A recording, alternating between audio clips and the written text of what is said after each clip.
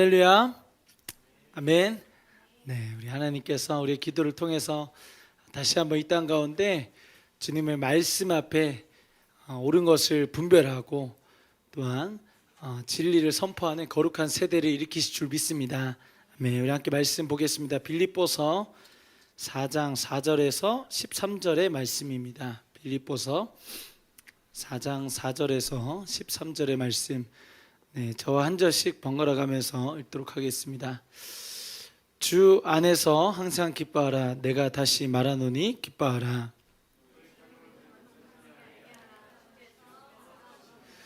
아무것도 염려하지 말고 다만 모든 일에 기도와 간구로 너희 구할 것을 감사함으로 하나님께 아뢰라.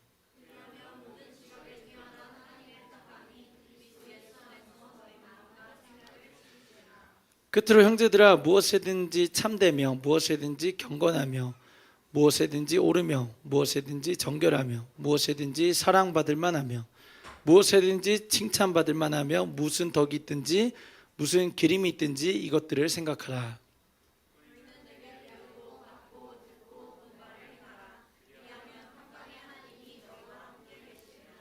내가 주 안에서 크게 기뻐함은 너희가 나를 생각하던 것이 이제 다시 싹이 남이니 너희가 또한 이를 위하여 생각은 하였으나 기회가 없었느니라.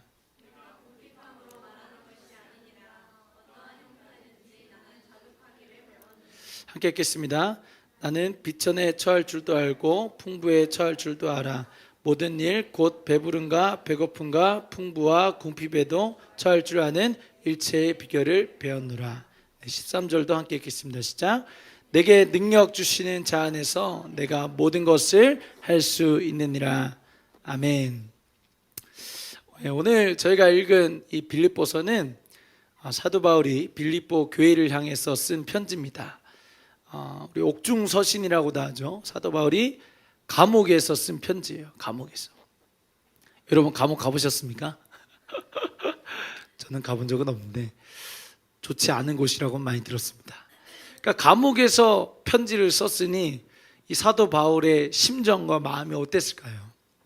여러분이 따뜻한 방 안에서 책상에 앉아가지고 제트스트림 볼펜으로 이렇게 막 잘 나오는 볼펜을 써가면서 사랑하는 님을 위하여 쓴 그런 편지가 아니라 이 차디찬 바닥 안에서 내가 언제 죽을지 모르는 그런 엄청난 위기 속에서 그런 감옥에서 쓴 편지라는 거죠. 그런데 이 사도 바울이 이 편지를 쓸 당시 주후 한 60년경 61, 62 이렇게도 봅니다. 그러니까 사도 바울의 나이가 50대 후반에서 60대 초반으로 봐요. 그러니까 우리처럼 젊은 청년이 아니라 60대 이제 할아버지가 되신 분이 이 편지를 쓴 거죠. 근데 이 사도 바울이 누구에게 편지를 썼냐? 이 빌립보 교회. 이 교회는 사도 바울이 2차 전도 여행을 통해서 개척한 유럽의 첫 번째 교회였습니다. 그러니까 마게도냐인의 환상을 보고 와서 도우라는 그런 환상을 보고 사도 바울이 가게 돼요. 그러나 그 환상을 보고 갔던 사도 바울을 기다리고 있던 것은 무엇이었습니까? 극심한 박해와 핍박이었습니다.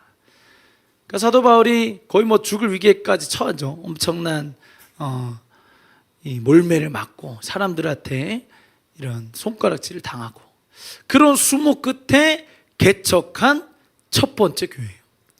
그러니까 사도 바울이 이 교회를 향한 마음이 얼마나 컸겠습니까? 내가 정말 돌에 맞아가면서 막 사람들한테 손가락질 당해가면서 모진 소리를 들어가면서 그러나 성령 하나님께서 나를 이곳에 보내셨고 내가 만났던 첫 번째 교회, 그 교회를 향한 사도 바울의 마음이 정말 컸을 겁니다. 그리고 그런 빌립보 교회도 사도 바울을 얼마나 사랑했을까요? 우리 교회 목사님이 나 때문에 경찰서에 잡혀가.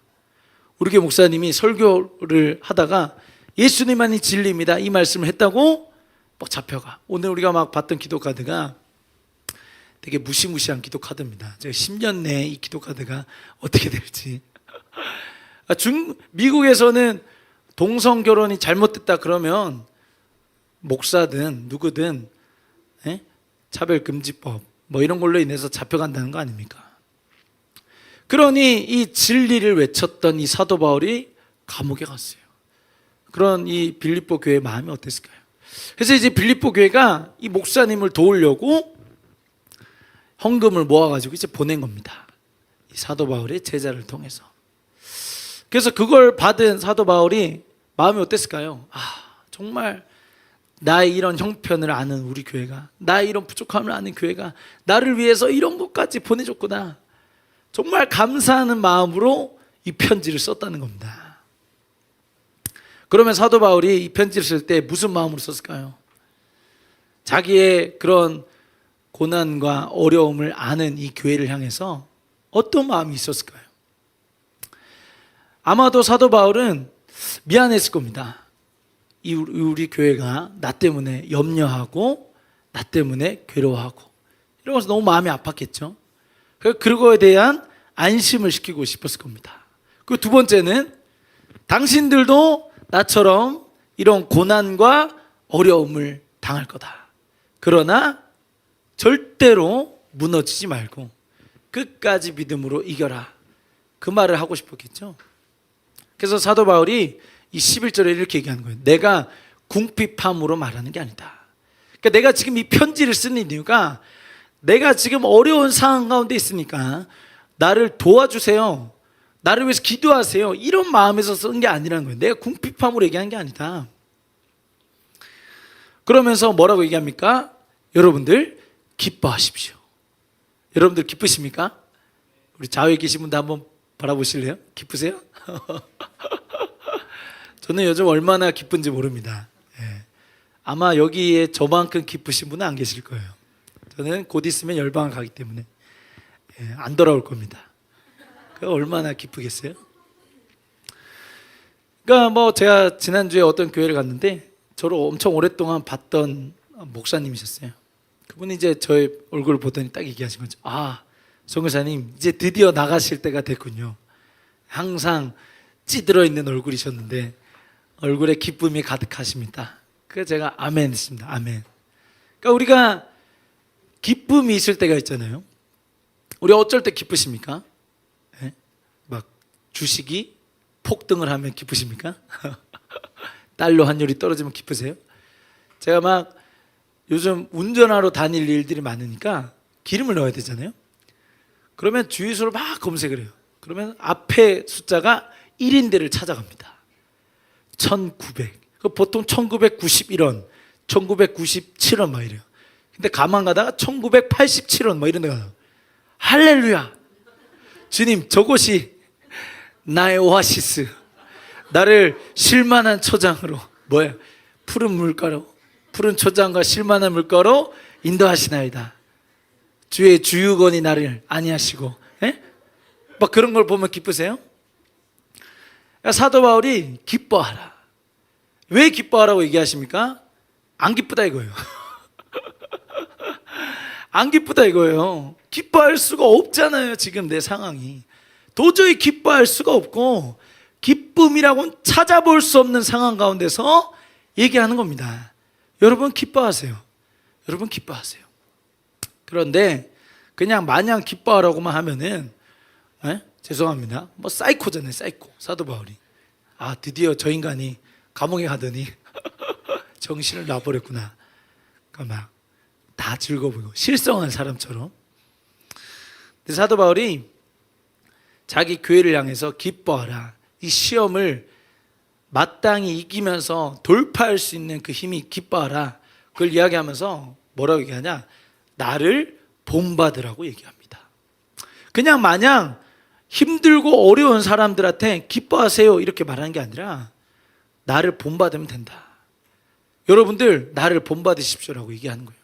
나처럼 기뻐하라. 나처럼 기뻐하라. 그러면 사도 바울이 누구보다 열악하고 누구보다 말도 안 되는 상황 속에서 나는 기쁘다. 그러니 여러분도 기뻐하십시오라고 말할 수 있는 가장 큰 비결이 뭐냐? 그게 바로 11절 말씀에 어떠한 형편이든지 나는 자족하기를 배웠다 이겁니다. 그러니까 내가 정말 여러분들한테 얘기하고 싶은 게 뭐냐? 자족하십시오 얘기하는 거예요. 자족하십시오.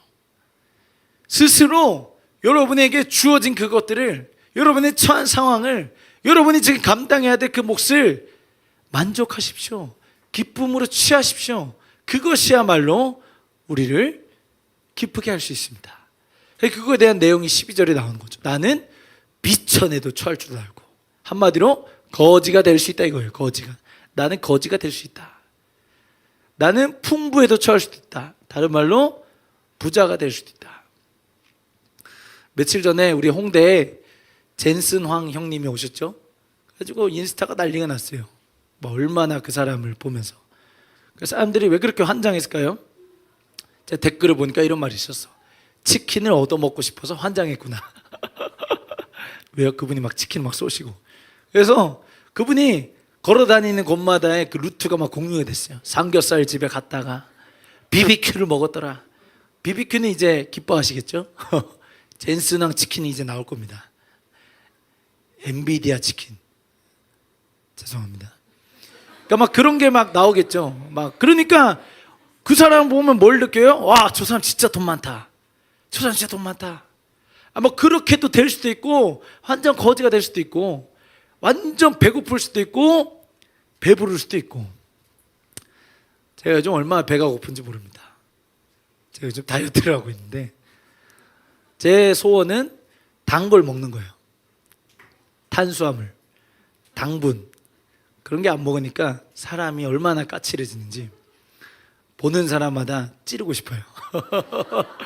주님의 은혜가 저를 덮으시기를.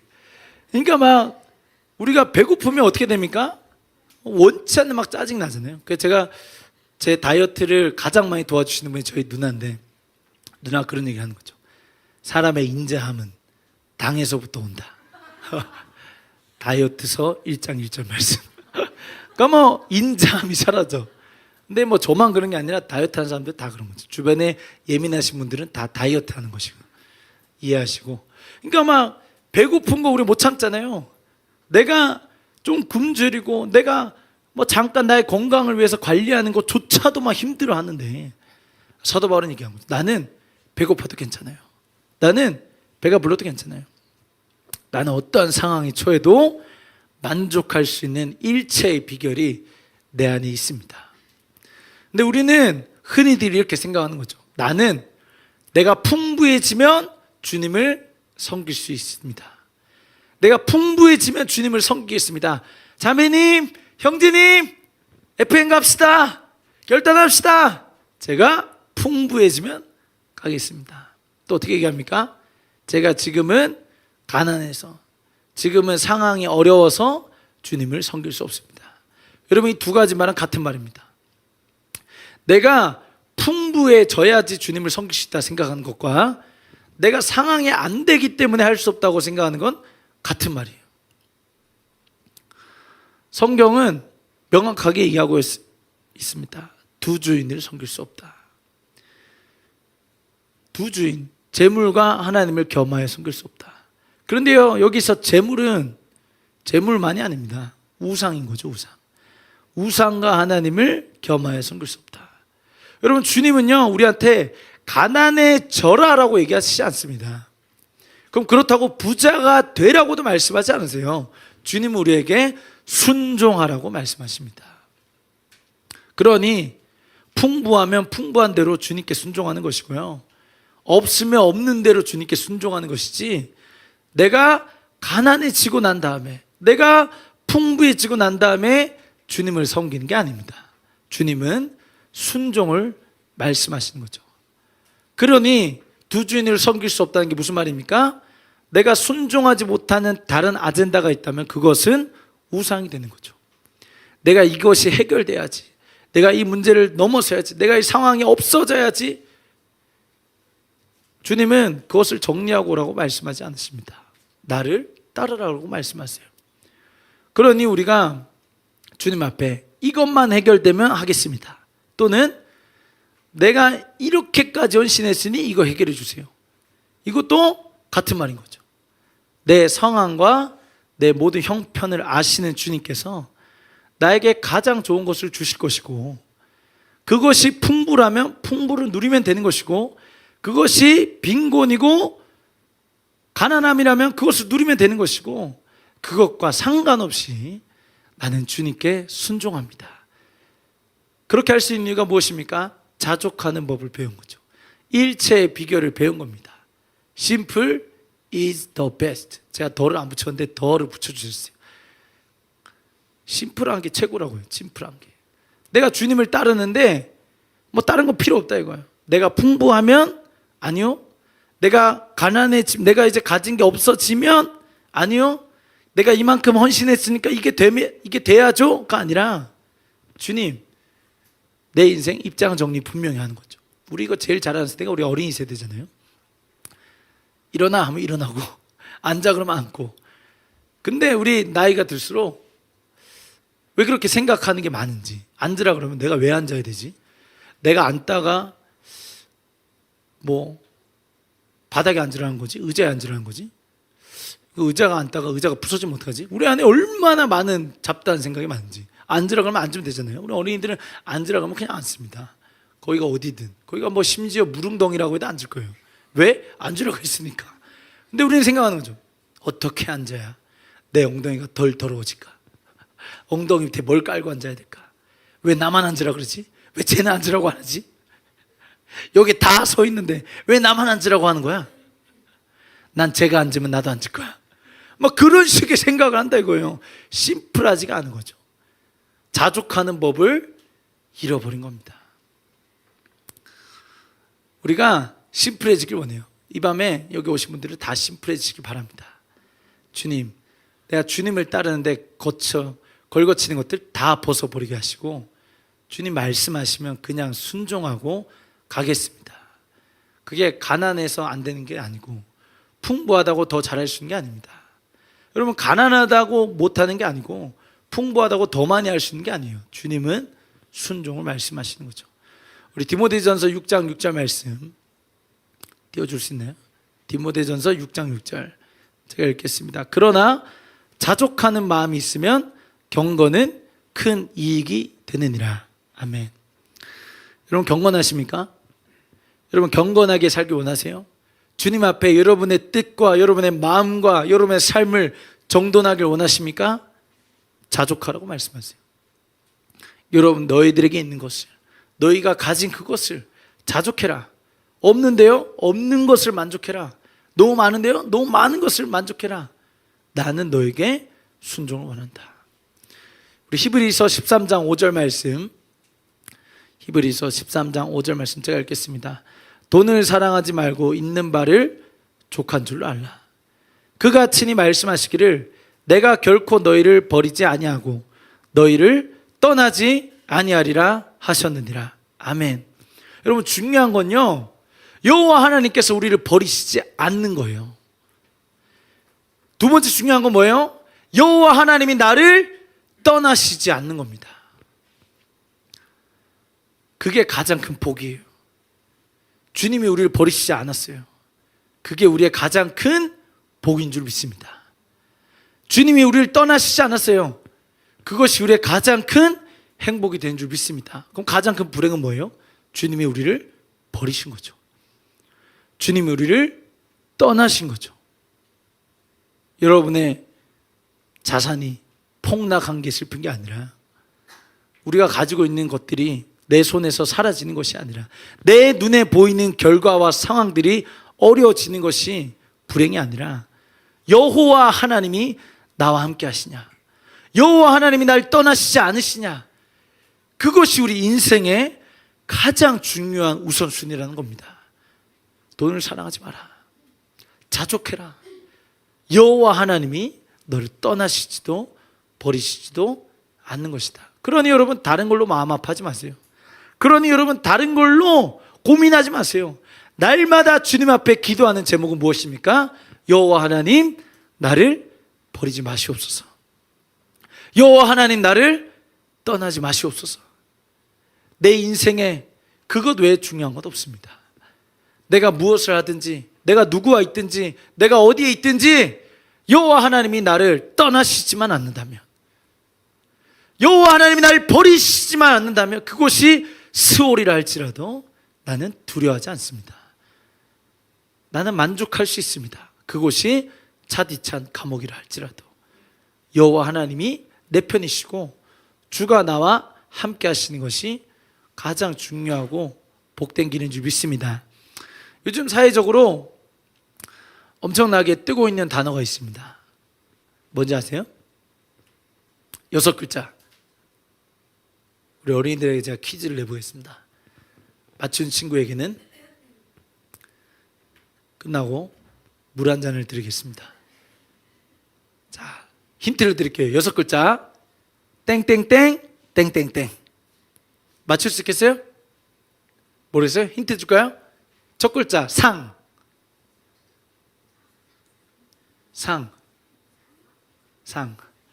상노무 뭐 이런 거 아닙니다. 상. 자, 두 번째 글자 대. 상대. 예? 상대야 어딨니? 상대가 누구야? 뭐야? 상대? 너의 상대가 누구니? 뭐 이거예요? 자, 얘기해 보세요. 자, 세 번째는 적입니다. 적. 다 알려줬어 지금. 상대적. 예, 거의 뭐 주님 오실 때까지 얘기할 기세입니다. 뭡니까 여러분? 상대적 박탈감. 예, 지금 우리 어린이들에게 상대적 박탈감이 임했습니다. 다 아는데 자기만 몰라. 들어보셨어요? 제가 요즘 이것 때문에 너무 머리가 아파요. 요즘 저의 연구 대상 3개 중에 하나입니다. 상대적 박탈감이 어디서부터 오는가? 도대체 이거에 왜 사람들이 환장하는가? 여러분, 제가 한 SNS에 올라온 글을 봤습니다. 놀이공원에 가면 뭐가 있어요? 놀이공원에 가면 네? 놀이기구가 있죠. 놀이기구를 그냥 타는 사람이 있고 빨리 타는 사람들이 있어요. 그렇죠? 빨리 타는 사람들을 뭐라 그래요? 새치기? 뭐라 그래요? 사람이죠, 그죠? 사람이 맞나요? 뭐예요, 그 사람들? 뭐 하는 사람이에요? 예? 뭐예요? 그때 예? 동호 뭐라고요? 조용히 하세요? 뭐, 예, 부끄러운 것 같아요. 그 사람들이 사는 권이 있어요. 그 뭐 프리패스권이에요. 프리패스권. 놀이공원 가서 프리패스권 해보신 분 있나요? 없으시죠? 저도 없습니다. 근데 저는 꼭 해보고 싶어요. 왜냐하면 그게 있으면요 1시간 반 기다릴 거를 5분이면 탈 수 있습니다. 좋아요 안 좋아요? 어린이 좋아요 안 좋아요? 예? 좋아요? 앞으로 가면 할 거예요? 예, 제가 돈이 어디 있어요? 뭐 이런 표정으로. 그걸 하려면 돈을 더 내야 돼. 왜요? 그 사람들은 돈을 주고 뭘 한 거예요? 시간을 산 거죠. 시간. 왜? 그 사람은 시간이 금이니까. 왜? 그 사람들은 놀이기구를 뭐 10개 타고 싶으니까. 남들 2개 탈 때 10개 타고 싶은 거야. 그 사람들은 뭐 한 거예요? 자기 돈을 주고 산 거예요. 시간을. 왜? 자기 많이 탈 거니까. 근데 사람들이 그걸로 박탈감 느꼈다 이거예요. 저 사람은 돈을 내고 감히 내가 기다리는 거를 저렇게 빨리 탄다고? 프리패스를 없애주세요. 지금 우리 다 웃고 있잖아요. 그 사람은 좀 진지했어. 진짜로 없애고 싶은 거야. 댓글이 더 웃깁니다. 댓글에 뭐라 적혀있냐? 저는 회사원입니다. 저는 일을 하고 있는데 누군 놀러 가는군요. 놀이공원을 없애주세요. 저의 상대적 박탈감으로부터 저를 구해주세요. 그때 누가 또 글을 올렸습니다. 저는 공휴일에도 일을 하러 가야 됩니다. 공휴일에 노는 사람이 있다니요. 공휴일을 없애주세요. 미친 거죠 세상이. 네. 죄송합니다. 그러니까 막 그걸 보고 있으면 말도 안 되잖아요. 말도 안 돼. 제가 오늘도 인스타에 뭐가 팍 떴어요. 뭐가 떴냐? 뉴스예요, 뉴스. 제가 처음에 그 뉴스가 진짜인 줄 알았어요. 근데 몰라요. 그런 뉴스가 나올지. 진짜는 아닙니다. 이런 뉴스인데. 속보입니다. 앞으로 상장을 받는 사람들은 상장을 받지 않는 사람들에게 상대적 박탈감을 주기 때문에 전 국민에게 상장을 주는 법안이 통과됐습니다. 기쁘세요? 모두가 상장을 받으면 기쁠까요? 상장 개수도 모자랄 거라.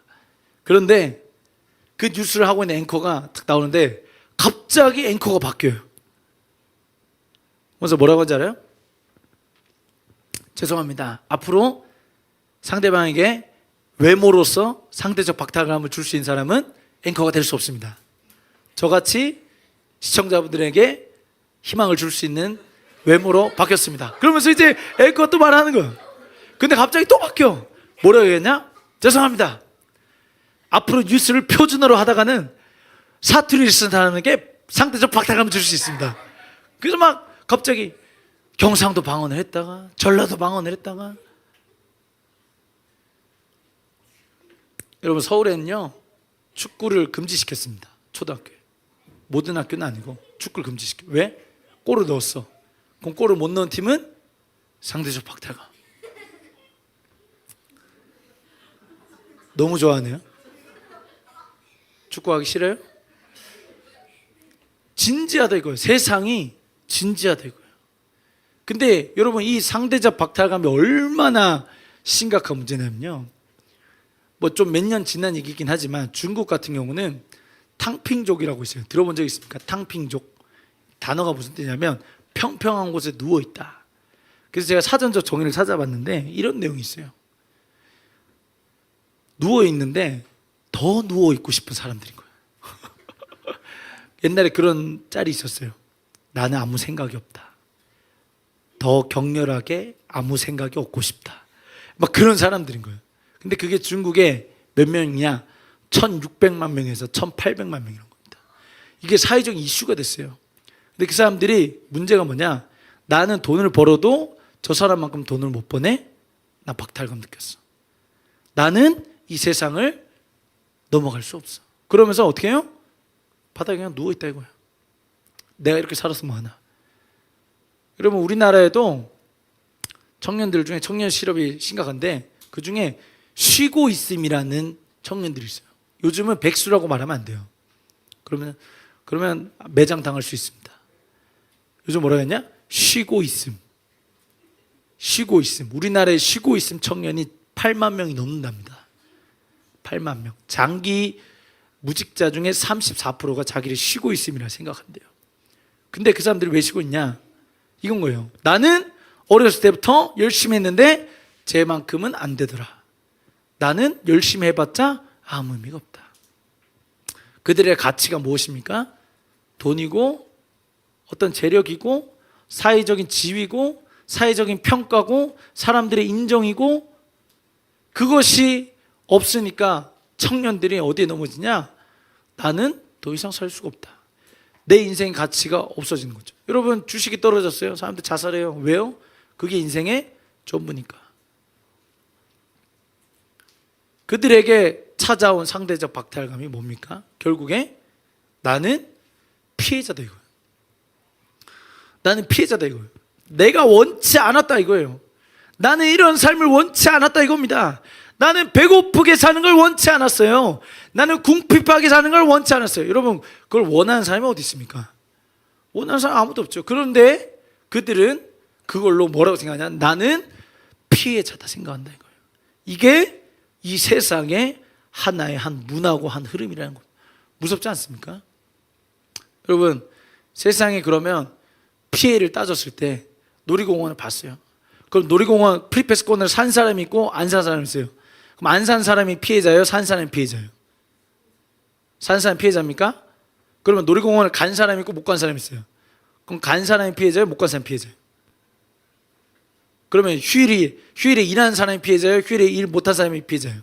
뭐가 피해자냐 이거예요. 기준이 없다 이거예요. 상대적이라 이겁니다.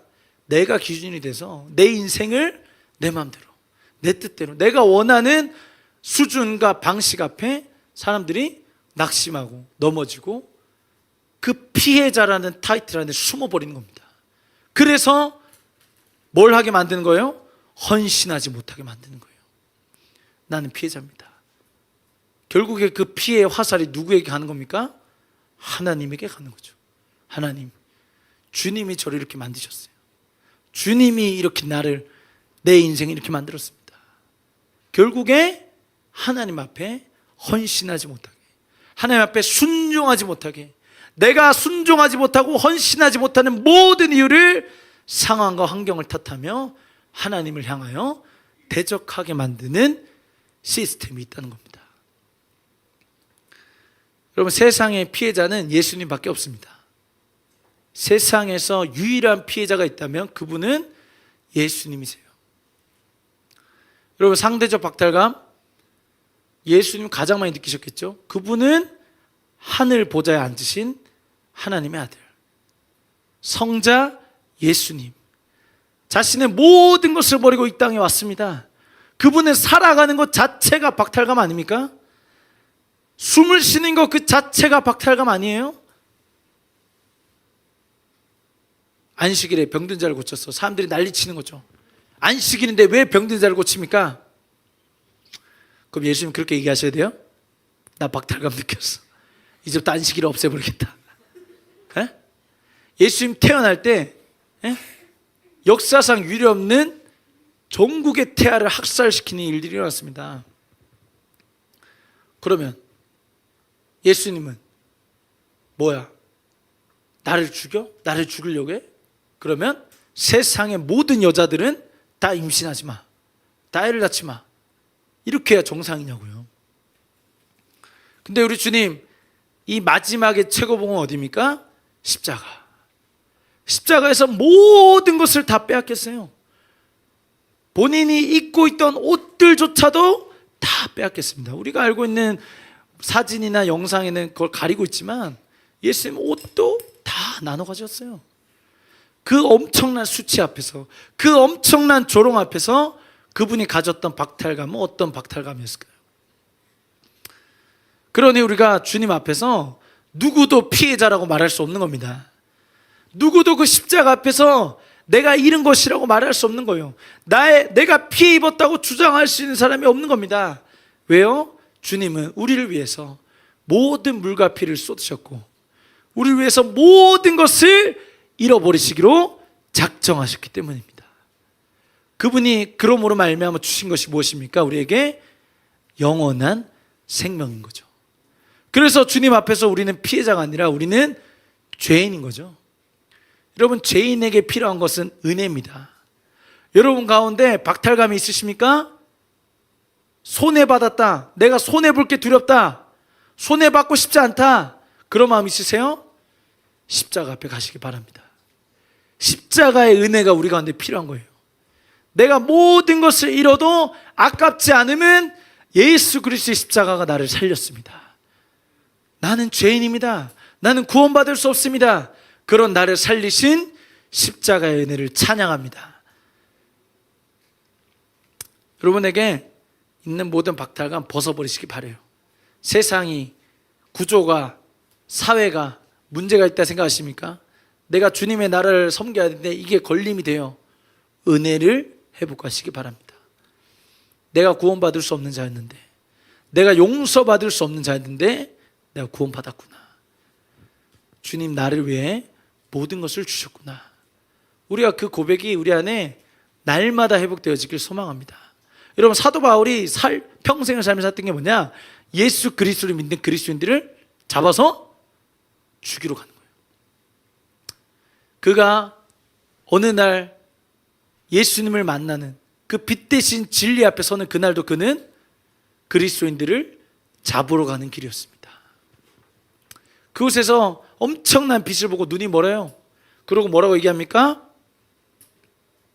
당신 누구십니까? 당신은 누구십니까? 예수님 말씀하십니다. 나는 내가 박해야 된 예수라. 여러분, 사도 바울의 심정이 어땠을까요?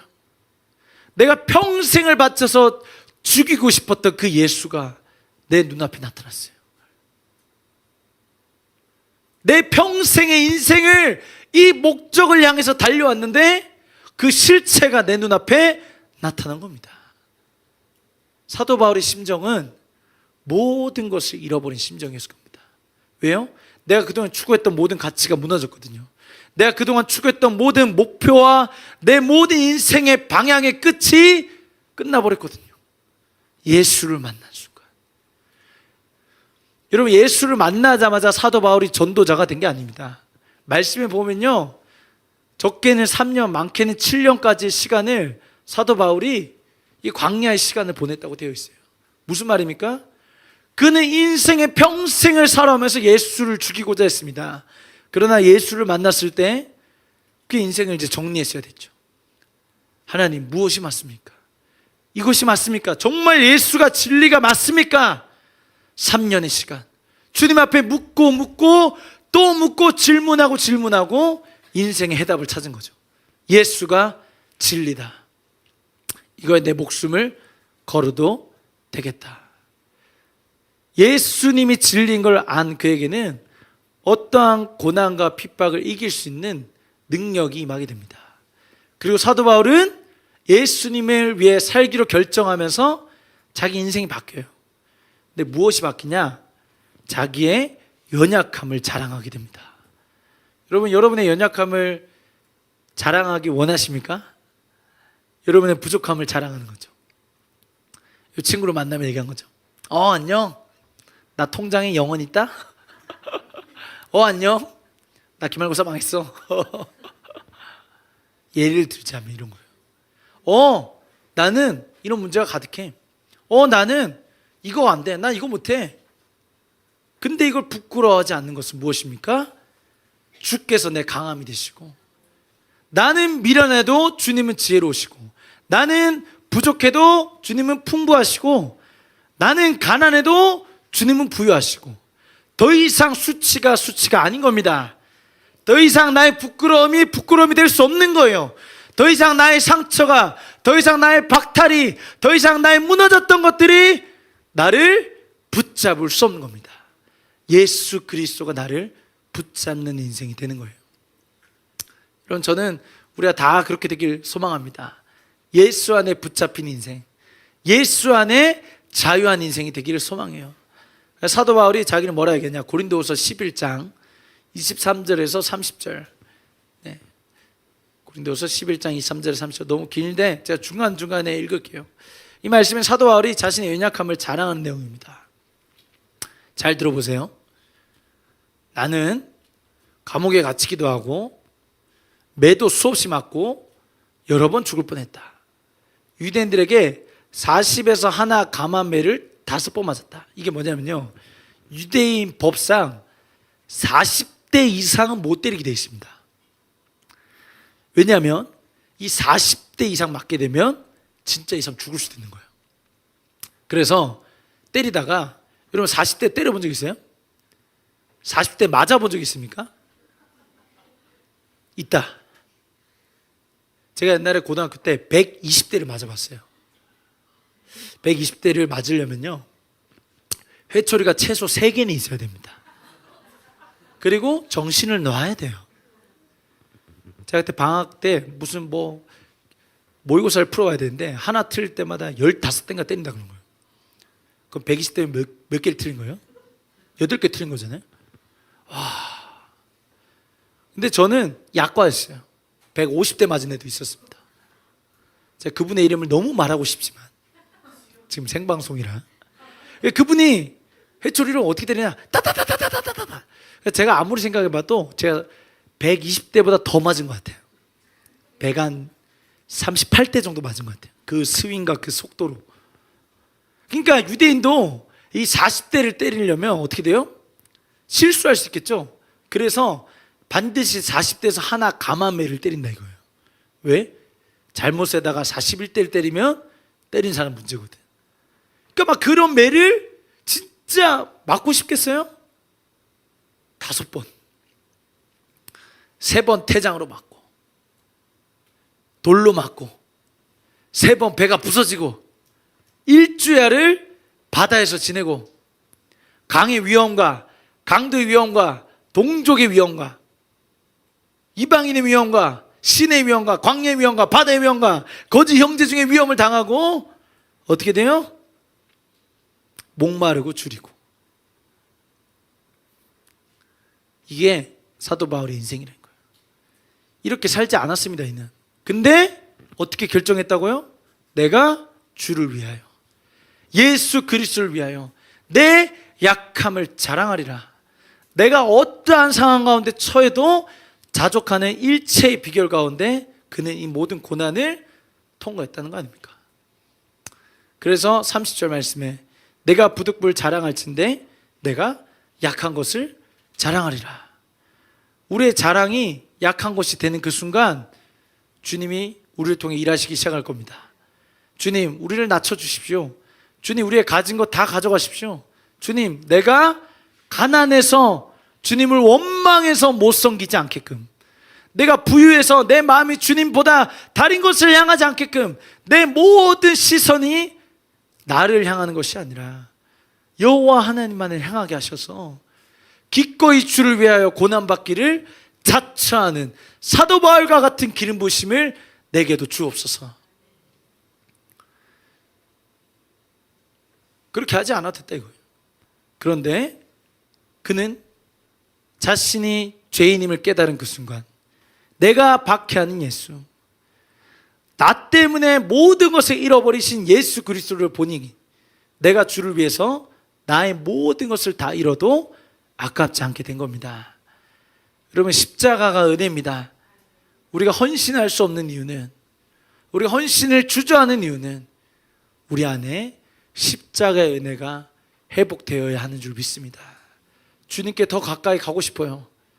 주님 더 사랑하고 싶습니다. 주님 안에 더 거하고 싶어요.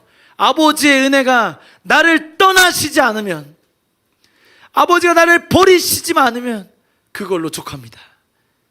우리의 기도가 달라지길 원합니다. 우리의 삶이 심플해지길 원해요. 예수, 하나님의 나라, 그것이 날 떠나지 않으면 그걸로 족합니다. 기꺼이 주님 앞에 우리의 삶을 드리길 원해요. 우리 빌립보서 4장 13절 말씀, 내게 능력 주시는 자 안에서 내가 모든 것을 할 수 있느니라. 여러분, 이 말씀은요, 제가 어디서 많이 봤냐? 식당에서 많이 봤어요. 가게에서 많이 봤어요. 무슨 말이에요? 내게 능력 주시는 자 안에서 월 매출 10억을 달성할지어다. 달성할지어다. 아멘. 달성했을까요? 달성할 수도 있지. 달성하면 좋은 거 아니에요? 근데 우리가 이 말씀만 보면 안 돼요. 이 말씀 전에 뭘 얘기해요? 비천에도 처하고 풍부에도 처하고, 내가 주를 위해서 정말 저 밑바닥까지 떨어지는 그 일을 할 수 있다. 그러니 저 말씀을 묵상하실 때는 정신을 바짝 차리고 하셔야 돼요. 내가 주님이 나와 함께 하시면 내가 모든 걸 할 수 있어, 내가 슈퍼맨이 될 거야, 날 수 있어, 이게 아니라 예수 그리스도를 위하여 당하는 모든 고난을 이길 수 있는 자로, 내가 어떠한 풍부할지라도 내가 그 재물의 유혹, 내가 세상 유혹 가운데 넘어지지 않는, 왜? 나는 하나님으로 만족하니까, 여호와께서 날 버리시지 않고 날 떠나시지 않는 그걸로 만족하니까 내게 능력 주시는 자 안에서 모든 것을 할 수 있느니라. 두려우십니까? 주님 안에 거하시면 돼요. 내게 능력을 주시는 분이 우리 주님이십니다. 사도 바울이 고백해요. 내게 능력을 주시는 분이 계시다. 여러분의 몫이 아닙니다. 여러분은 순종하시고 하나님 나라에 헌신하시면 능력은 아버지로부터 옵니다. 그 일체의 비결을 배우시기 바라요. 우리 안에 그 은혜가 부어지길 원합니다. 어떠한 고난이 와도 끝까지 주의 길을 가길 원해요. 주님이 약속하시는 거예요. 내가 능력을 주겠다. 정말 모든 것을 다 잃어버리고 포기해버리는 지금 이 시대의 청년들 가운데 무기력함이 있습니까? 자존감이 낮아졌어요? 좌절감에 시달리십니까? 그것들을 다 깨뜨리고 달려갈 수 있는 힘과 능력을 우리 주님이 주시겠답니다. 사모하세요. 구하세요. 그리고 달려갑시다. 주님의 다시 오심을 위해서. 프란시스 셰퍼라는 유명한 학자가 있었습니다. 이분이 1960년대 미국에 허무주의가 가득했대요. 허무주의. 지금이랑 비슷하죠. 허무주의. 허무하다 이거야. 인생이 허무하다. 그런 시대에 이 기독교 세계관으로 엄청 세우신 분인데, 청년들을 맡겨오신 분인데, 그분이 이런 얘기 하셨어요. 이 시대는 적당하게 믿는 그리스도인이 살 수 없는 시대다. 여러분 1960년대도 그랬는데 지금은 어떻겠습니까? 적당하게 믿는 그리스도인이 살 수 없다. 다른 말로 뭐예요? 적당하게 믿어라 이겁니다. 아니죠. 당신이 적당한 수준에서 믿고 있습니까? 당신은 그리스도인이 아닙니다. 당신이 그리스도인이라면 적당하게 믿는 수준을 뛰어넘으세요. 허무주의로 가득한 청년들 가운데 도전한 겁니다. 세상의 것들로 좌절하고 낙심하고 눈에 보이는 것들이 흔들려져가는 불확실한 시대 가운데 입장 분명히 하라는 겁니다. Simple is the best. 심플하게 결정하라 이겁니다. 하나님의 나라를 위해 살 거냐, 세상에 갈 거냐. 당신의 인생을 정하십시오. 적당한 수준으로 가지 말라는 겁니다. 여러분 이건요, 우리 안에 많은 선택지가 있죠. 사실 풍부에 처해야만 더 잘 헌신할 것 같고, 내가 더 헌신하지 못하는 이유는 빈곤에 있는 것만 같고. 그런데 그게 아니라 우리 입장을 분명히 하라고 주님 말씀하시는 거예요. 왜요? 우리 예수님 말씀하시죠. 마지막 때가 되면 세상이 너희를 미워할 거다. 나를 미워한 것처럼 너희를 미워할 거다. 내가 능력을 줄 건데 너희는 어려움에 처할 거다. 그럼에도 순종해라. 우리 주님 말씀하십니다. 아무것도 가지지 말라. 지팡이나 주머니나 양식이나 돈이나 두보로도 가지지 말라. 염려하지 마라. 세상의 일을 염려하지 말라. 그래서 우리 빌립보서 4장 말씀 얘기하는 겁니다. 아무것도 염려하지 마라. 너희 구할 것을 감사함으로 아뢰라. 내가 채울 것이고 내가 더할 것이다. 아멘. 우리 말씀 하나만 더 읽고 같이 찬양하고 기도했으면 좋겠습니다. 디모데전서 1장 12절. 디모데전서 1장 12절. 우리 함께 한 목소리 읽겠습니다. 시작. 나를 능하게 하신 그리스도 예수 우리 주께 내가 감사함은 나를 충성되이 여겨 내게 직분을 맡기심이니. 여러분, 이 능하게 하셨다라는 이 주님이 하시는 일이 있어요. 그게 뭐냐? 충성되이 여기시는 겁니다. 여러분, 우리가 충성됩니까? 저는 제가 정말 충성되고 싶어요. 저는 정말 하나님 나라에 충성된 자가 되고 싶습니다. 그런데 우리 보면요, 우리 충성되지 못할 때 너무 많잖아요. 충성되었다고 생각하지만 넘어질 때 너무 많잖아요. 그럼 제가 2024년도에 간사를 헌신했습니다. 제가 그때 이제 간사 헌신할 당시만 하더라도 이제 둘째가 태어날 때였어요. 10월에 출산. 근데 이제 우리 언약 성사님이 저한테 빨리 와라. 9월 달부터 와라. 9월 달부터 와라. 자, 9월 달에 가려면요, 서울에 오려면 뭐가 있어야 돼요? 집이 있어야 되잖아요. 주여, 서울의 집값이 이렇게 비싼지 몰랐습니다. 제가 생각했던 돈으로는 빛을 볼 수 없더라고요. 지하로. 근데 제가 주님이 나를 부르시는구나, 그 확신이 있었어요. 주님 나를 책임져 줄 거다. 그러고 가겠습니다 하고 나서 뭐 어떻게 되겠지 하고 그날 오랜 동역자를 만났어요. 내가 동역자 저한테 이야기하는 겁니다. 서울에 올라올 거야? 간사할 거야? 그래. 어디서 지내? 지낼 데가 없어. 우리 집에서 지내. 그래서 그 집에 이제 가정이었는데 아내가 잠깐 외국을 나갔다 온다고 집에 형제만 있는다는 거예요. 그래서 그래? 그럼 2주만 좀 지낼게. 왜냐면 2주 동안 자리를 비거든요. 그럼 2주를 제가 그 집에 살았습니다. 그럼 간사 생활이 시작됐어요. 한 달 뒤면 둘째 출산. 우리 어머님들은 이게 무슨 시츄에이션인지 알 거예요. 그래서 제가 왔다 갔다 하면서 제가 집을 떠날 날이 다가왔습니다. 2주가 다 돼갔어요. 주님, 집이 없습니다. 집이 없습니다. 제가 도킹에서 살아야 되나요? 집이 없습니다. 그랬더니 갑자기 제가 제 캠퍼스 때 아는 동생이 생각나는 거예요. 그 친구가 서울에 왔다는 얘기를 전해들었어요. 그 친구한테 연락했습니다. 잘 지낸다. 그랬더니 제가 2주가 딱 끝나는 날 이 친구가 자취방을 계약해서 들어간다고요. 잘 됐다. 내가 너희 집에 유알이라. 오늘 너희 집에 내가 유알이라. 그 형제가 너무 좋죠. 월세는 반반.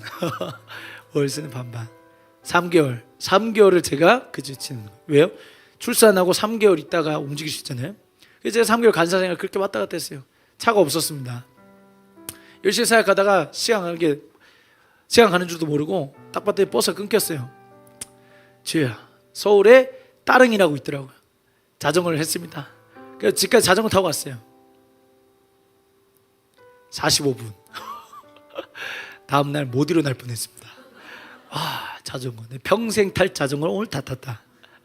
근데 그래도 제 안에 너무 기뻤어요. 주님, 제가 이렇게 못난, 제가 구원받을 수조차 없는 죄인인데 주님 나에게 주님 나라 섬길 수 있게 해주시고, 내가 누울 곳 허락하시고, 내가 이렇게 출근할 수 있게 하시고, 너무 감사합니다. 너무 감사합니다. 그렇게 제가 간사 생활이 끝나고 제가 이제 선교사로 이제 파수 먹고 준비하고 있잖아요. 뭐 제가 가진 게 있겠습니까? 통장 잔고 7원. 그래서 주님, 정말 저 나라 가야 되는데 이 재정 어떻게 합니까? 주님. 이제 사야 될 게 너무 많은 거죠. 5년을 살려면 사야 될 게 얼마나 많습니까? 이제 저희 아내랑 같이 모레 가가지고 필요한 것도 좀 샀어요. 사면서 이 돈이 나와야 될 텐데, 저는 절대로 아내한테 믿음 없는 소리 안 합니다. 항상 하나님 다 하시오. 속으로는 하나님 아시는 거 맞죠? 근데 저희가 막 장을 보고 있는데 갑자기 연락이 온 거예요. 제가 순천에 있을 때마다 애들 데리고 가는 병원이 있는데 그 병원의 의사 선생님이 갑자기 문자가 온 겁니다. 어떻게 번호를 알고 연락하셨는지 문자가 와서 얘기한 거죠. 제가 땡땡땡 병원입니다. 그 나라 가신다고 들었는데 제가 마음을 좀 보태고 싶습니다. 그분한테 저희가 뭐 한 게 없거든요. 그분 갑자기 번호를 알고, 그래서 제가 계좌번호를 알려드렸어요. 그때 그분이 저희가 그날 딱 필요한 만큼 재정을 후원하신 거예요. 그래서 제가 재정이 들어온 게 기쁜 게 아니라, 하나님이 나의 작은 신음도 알고 계시는구나. 하나님이 나의 한숨도 들으시는 분께서 나의 모든 필요를 아시는구나. 근데 제가 주님 앞에 물었습니다. 하나님, 제가 뭐라고 저한테 이런 일들을 허락하십니까? 제가 뭐라고 나의 삶을 이렇게 인도하십니까? 근데 주님이 한마디 딱 하시는 거죠. 진리야, 내가 너를 충성되이 여겼다. 제가 그런 말밖에 못하겠더라고요. 주님, 저는 한 번도 충성된 적이 없습니다. 주님, 제가 주를 위해서 헌신했다고 말하지만 제가 한 번도 내 마음이 정말로 헌신했다고 말할 수 없습니다. 주님, 너무 부끄럽습니다. 근데 주님 말씀하신 거죠. 너는 충성되지 않을지 몰라도 내가 너를 충성되이 여겼다. 아멘. 여러분, 이것이 은혜입니다. 우리가 구원받을 만해서, 우리가 헌신할 만해서, 우리가 주님 나라 위에 달려갈 만해서 하는 게 아닙니다. 주님이 우리를 충성되다 말씀하세요. 주님이 나와 함께 가자 말씀하세요. 내가 너를 버리지도 떠나지도 않겠다. 예, 주님, 그거면 됩니다. 예, 주님, 그거면 됩니다. 내 인생 주님 겁니다. 기꺼이 주님 나라 위에 헌신하겠습니다. 주를 위한 나의 헌신이 어떤 것도 귀하다고 말할 수 없습니다. 나를 받으시옵소서. 나를 사용하시옵소서. 주님의 뜻을 이루어 주시옵소서. 우리가 그렇게 결단하고 달려가는 여러분 되시길 축복합니다. 소망하시는 분들, 우리 함께 자리에서 일어나셔서 우리 함께 찬양하고 기도하고 우리 주님 앞에 나아갔으면 좋겠습니다.